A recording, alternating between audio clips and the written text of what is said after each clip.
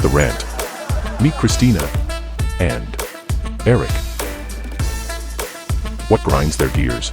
The experts in the fields of architectural design, pre-construction, construction management, fine cabinetry.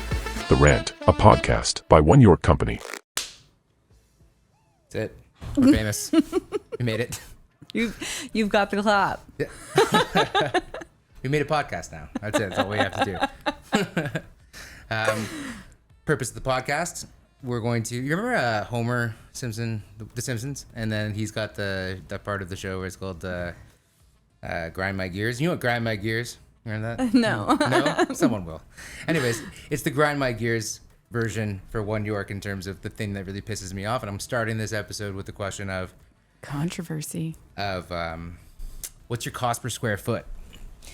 That one? I feel like whenever I got asked that question on a sales call, it just highlights the disparity between where we're sitting and what I'm expecting the call to be and then where you're at. That's where you want to hang up because you're like, I do not have the time of the day to bring you up to speed to where you should be. Yeah, if that's a question. Like if I was standing on the beach and there was like waves and you were out there, it was like the debate of do I risk my life, swim out and try to like Baywatch save you and bring you back, or do I just let you drown? Just cut your losses. Yeah, that's where I feel, because it's like, what does that even mean? Like, what are you even asking for? What's your cost per square foot? Like, what are you thinking of? Because I don't understand. My favorite is when they ask that and you say, you can't really answer that because it's dependent on so many variables. Like, what are you building? How are you building it? Where are you building it?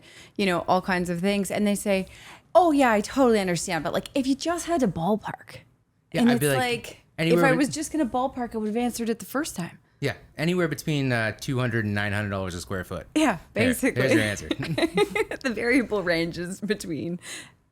Yeah, quite substantial, because it's like when you think about cost per square foot, one, it means that they're watching some kind of like hot property or something HGTV. like. There you go.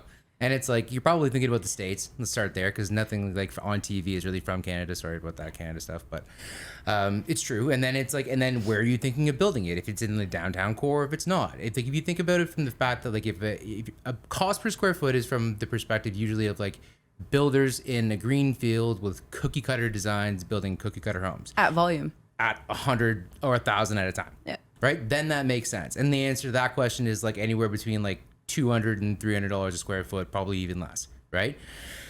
Now 3x that if you're going to be in the city and wanting to build a custom home. And to boot, if your house is already 100 years old, been through 3 renovations, and we don't know anything that's there, and then we got to go to committee of adjustments and all of those things. Plus you want that custom dog bath and all that other stuff. It's like, what's the cost per square foot? Like, God, I really don't know. But I can tell you that the last few projects that we did were between like 400 and 600-ish, right? Yeah. Like that would make sense. So if you have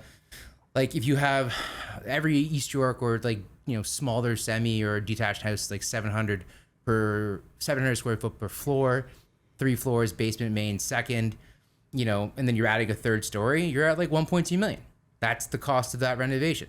But that's a lot of money. And so, okay, there you go. Or if you have a house that's in like the Clare Lee area where you have like a detached brick home with a sidecar garage, and then you're building backing up, also about $1 million, 1.2-ish, something like that. It's a multivariable equation. Right. And it's like, even when people say, oh no, I just want the bare basics. And it's like, you go into this and you give them a number because they think that, okay, I can say between 450 and 600 square feet. And then they get in there and they pick everything like it's the fucking Taj Mahal. Right. And it's like, well, you said it was going to be between $400 and $600 a square foot. And it's like 950. And it's like, well, I didn't decide to build everything out of Jesus's tears. Like, yeah, I mean, you pick the most expensive things in every category across the board, but then the expectation for some reason is that they've rationalized in their mind that you've accounted for that in this extrapolation of stuff. And that's the difficulty. I mean, but ultimately, I think that's why we approach it the way we do, where we go through the budget iterations of like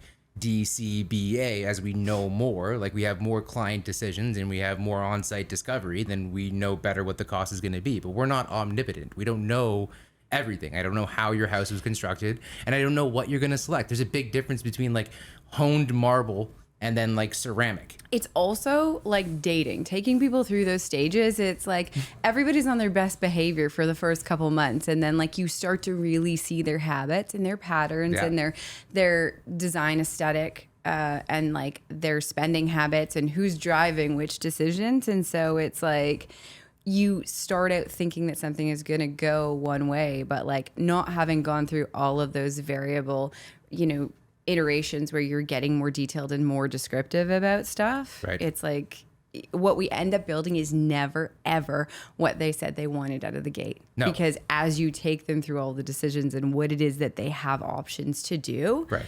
it's like things they've never considered. The unknown unknown, right? The unknown unknown. That's a good thing. I mean, and ultimately that's, to build on the cost per square foot issue, it's like you're asking a question of like what's dinner going to taste like, but I'm not going to tell you what your ingredients are available in the fridge. It's like, I don't know. Like, I don't know. I don't know what I have to work with. It's like, I could really, like, I'm a good cook and this is great. And I could be like your chop champion here, but it's like, if you don't even tell me what's in the basket, I have no fucking clue what we're making. Right. Yeah. So cost per square foot, difficult question to answer, but it's a question that if asked, does landmark the questioner amongst the spectrum of knowledge walking into the potential endeavor of building a home, because it really does mean to me that you don't know yet the framework or just the arena of what in particular we're doing. We're building custom homes south of Eglinton, west of Kipling,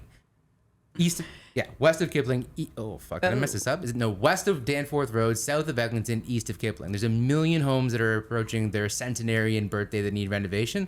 That's enough homes to keep us busy for our careers.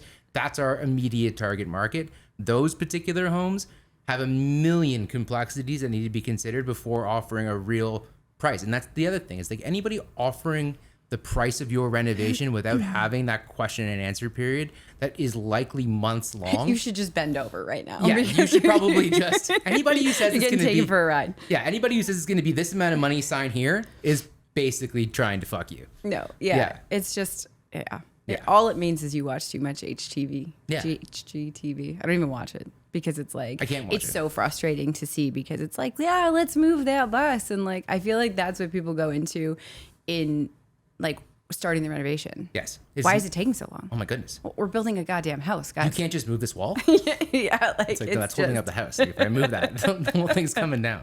I can, but your dollar per square foot will change. It'll go up. Yeah. No, it's crazy. God. I mean, we do our best, but it's like, the other thing is that there's so much due process that there's something like we are not engineers, right? So I can't make that ruling. And with the regulation of the city of Toronto, even if I have the ruling, I need them to approve as well. And with the state of the city of Toronto and what they have going on in the building department and how things are shifting on their end, and we all know how long it takes to get building permits back. It's like, that's the other one. It's like, well, how long until I get my building permit? And I'm like, I don't know. I have no idea. I can tell you when I submitted it. Also, though, like, can you just move forward? Can't you just move it? Do we need to wait for the engineer? It's like, yeah, you know what? Like, I'm not actually taking on the liability of doing this to make you happy. Unfortunately, like, I would love to, but it's not worth it in any capacity for anyone involved to preemptively do anything outside of what is regulatory. Like, asking us to make an engineering call is like asking a nurse to administer medication before the doctor prescribes it. right? Could you just do my spinal tap? I know you're a dental assistant. Right? No. No, don't do that. Also, why are you getting a spinal tap at your dentist? What? You just... Yeah, that's what I'm saying. It's out of Yes, place. yes, It's like okay. saying getting somebody Sure. to do a spinal tap who was like completely unqualified from a different field. I was like, what are you talking about? I thought, yeah, anyways, I was like, your dentist is doing things all wrong. Buddy. Okay. Between the geography and the dental. Yeah, you got me. Yeah. I like using the analogy too, where it's like if you're asking like a real estate agent for what the construction cost is going to be, it's going to be like going to your dentist to change your tires. Why are you going to your dentist to change your tires? I would agree. They also shouldn't be doing spinal taps. Idiot. this dentist is really fucked up. Oh my god. Sorry. That's a segue. Oh, and you know what? Who you should ask about your dollar per square foot is clearly the guy who does everything.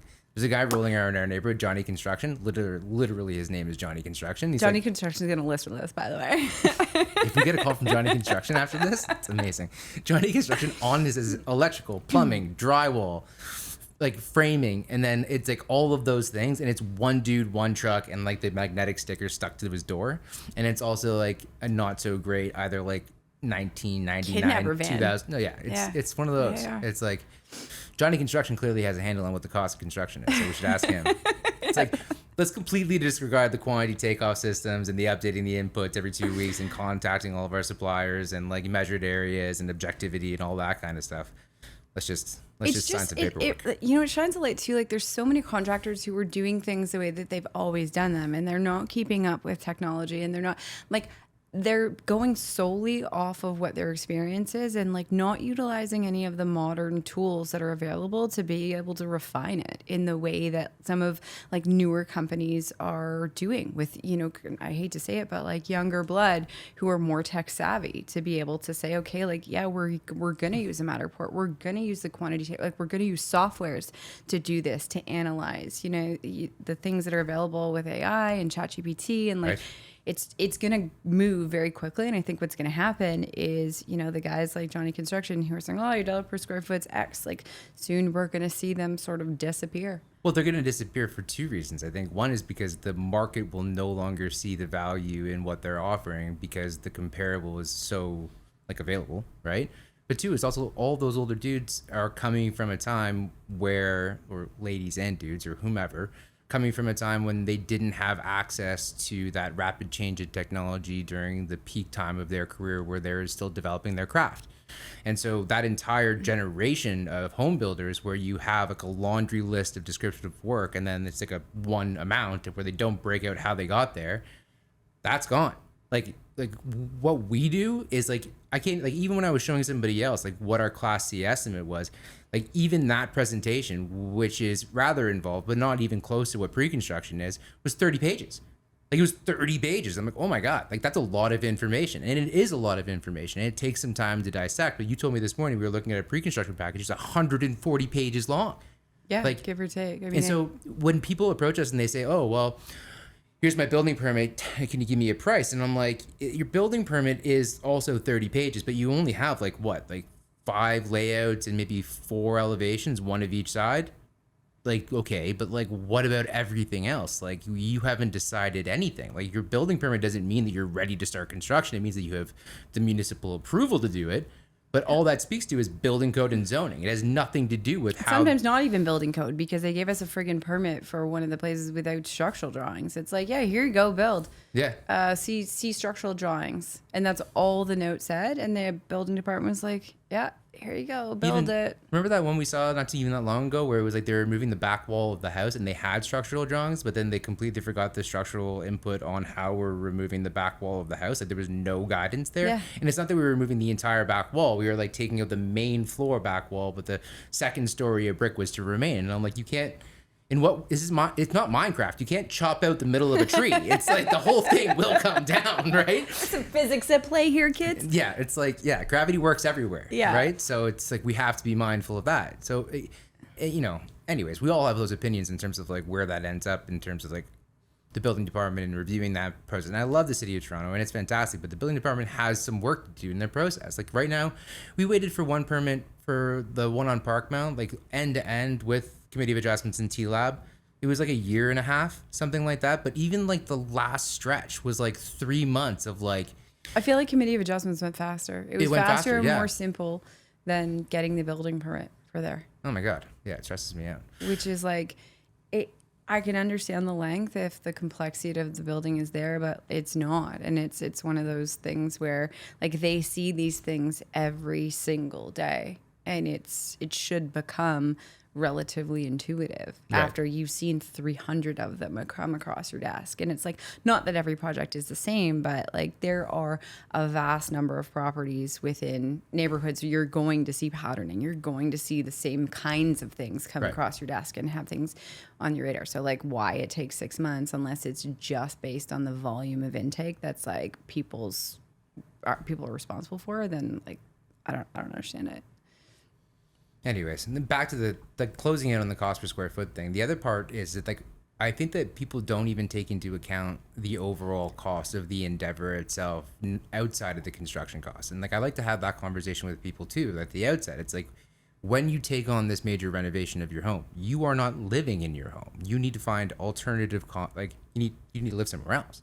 Also, you need to live somewhere else with enough of a contingency that if your construction goes long, it's not mission critical. Yes. For you, because like the reality is everybody in this industry is pressed, whether it's material procurement, whether it's labor, whether it's just the volume of work, like Right. things take longer. The weather is unpredictable and stuff happens. And, you know, like it's just one of those things where people are like, well, I only planned for this. And it's like, well, that's really unfortunate. But the trick is, it's like you can't plan for everything either, right? It's like you need to strike that right balance based upon people's aversion to risk. Like people who are very, very risk adverse may say, oh, my renovation is going to take 6 months. I'm going to rent someplace for a year. Whereas people who are essentially the opposite are going to be like, well, my renovation 6 months. I'm going to find accommodation for 6 months. yeah, It's which like- is ridiculous I because know, it's like, but on either end of the spectrum, it's equally ridiculous. So finding that right balance. But once again, it's like, where does our job stop? It's like, do I need to tell you that? Or can we like have some assumed understanding that things go wrong? And your point about the whole construction industry being strapped is true. It's like, here's the other problem. It's like, you know, it's in the news all the time. Like I read at the cafe this morning when I was there, one of the things on the ticker tape on CP24 was the fact that it said 90% of construction companies in Toronto are lacking skilled labor. 90%. Yeah, of course. We're all... and who's building all these fucking houses? Because it's like Right? construction is running rampant. So yeah, like no wonder it's going long. No wonder things are not. And then take into account also that construction of older homes and the construction of new homes in a greenfield in like, you know, Vaughan are two different skill sets. Oh, yeah. It's like a carpenter that builds production homes out there is one thing, and he's like slamming up houses every couple of weeks and like he's putting them together wicked fast. That's one thing, but like also working in a home in downtown Toronto where you have limited access, no parking, no lay down area, the neighbors are like literally staring at you through the windows, and then you have a no party wall agreement, but I got to put this third story on.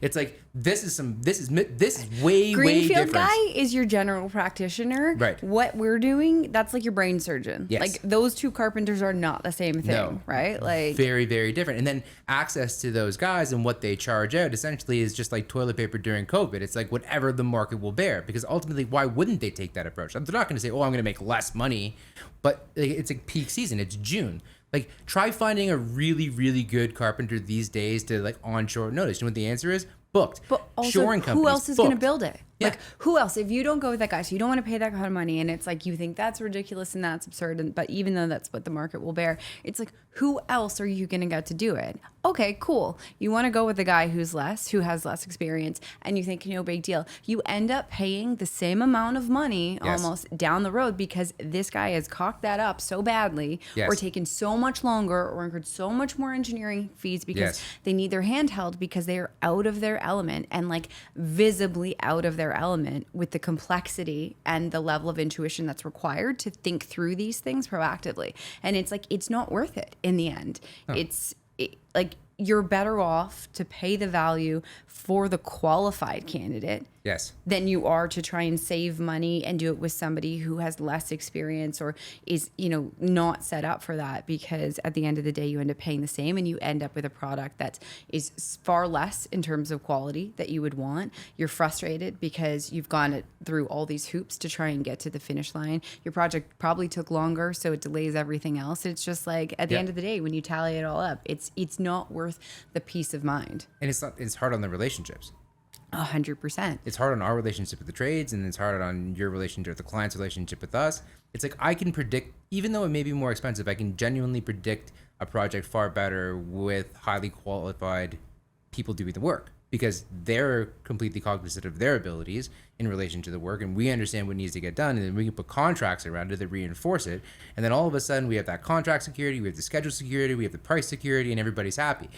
But it's a little bit more expensive. But at the end of the day, it's like, don't chase price, chase value. It's also the contractors who are not asking any questions. Like if I give you a bid package and you don't have some questions, or Yes. there isn't something, as much as the pre-construction layouts are tight and things like that, if there aren't other things on your radar that you just want to be clear about that you bring up, like that's a huge red flag, especially as a framing carpenter. If like you're like, oh, okay, no big deal, like the plans, and it's like if you got everything that you need out of the plans without a site visit and like you have no questions dust. You're just going to give me a price. Like, you're automatic out because I know that you don't know enough about what's going on there to have thought through that and price it accurately. So thinking back to how we started this in cost per square foot, the short answer to get you the answer to the question of what your cost per square foot is, it involves probably, well, it depends on what stage you're entering at, but even if you have a building permit, let's just say, and you have to do pre-construction planning, you're looking at like 3 to 4 months of like intensive weekly questions and answers, and then bid leveling on the open market to find out what the value is now, because the value changes and there's momentum to making these decisions. So you have to make all your decisions in terms of what you're putting into your home in a certain amount of time, like maximum 3 to 4 months, because then by the time you reconcile that information, you get it to market, then that price changes. It's like the price of lobster, for fuck's sakes. It goes up and down or whatever based upon the market price. If we had one like for the, I'm going to say about for the framing bid package or framing project we're doing not far from here, where we tendered to a framing carpenter and it came in around 40, and then that was going to be work that's going to be done in like January or in February, and then it came in with the building permit being so damn late, and then it ended up being in June. Yeah, because you're bridging seasons. Like, Yes, things change. It is that's like different. you might as well be in a different world. Yes. In winter, dead of winter and construction in that facet, doing, exterior envelope and things like that versus doing it in the summer. Like, you're in two different worlds. Right. So following up, drawing this one to a close, cost per square foot. It's like cost per square foot for what? Because there's a big question between cost per square foot for me to do construction and you factored in the actual costs that are going to affect you, all the soft costs around this, like paying the rent at 2 different places, and then like all of the other things about having 2 places to live for a period of time. And just generally the concept of the fact you cannot live in a house that's going to be under fucking renovation. Let's just start there. I can't tell you me. It's my favorite. There's like, we just stay in the house. no, you can't. I'll tell you about 8 million reasons why you can't stay in the house that we're doing a big renovation. It's like let's start with the Or power, any the fire. renovation. In general, like, yeah, you don't want to just be there. go. Yeah, like let's yes. Help me help you. Just be removed from the process. Yes. Come back when your house is done. Yes. No, like let's just start there. But like cost per square foot is an in-depth question that you need to have answered for your specific needs, your specific project, the specific time. Basically, we need to control the controllables and understand exactly what you need to give you for a cost per square foot. But if you want a short answer, and I hate saying it, but on average with us, if you're not willing to pay between that, like starting at $400 a square foot, like that's generally where we start. $500,000 or more, $400 a square foot. Like anything above that is like where our baseline exists, because south of that, what you're looking at is for a different company and a different kind of construction in general. You're looking for like, that small family run team, mom and pops kind of like working together and they're doing your renovation. But that's not the team that you want who's to design your renovation. They may be fully qualified to execute the pre-construction planning layouts that we've created and like what we have as a polished, basically an IKEA manual for your home, but certainly not the person that you want to rely upon for like, design decision. Like, what height is my niche at? Should it be brick or offset? Do you think the herringbone floor will look good here? What do you think about that light fixture? Do I have enough GPM on my fixtures so I'm not going to run out of heat? Like, don't ask them that question. I mean, I'm sure they know a few of those, but holistically and independently understanding all of the decisions and pricing it and then having those people lined up, that's not the company you go to. It's us first, right?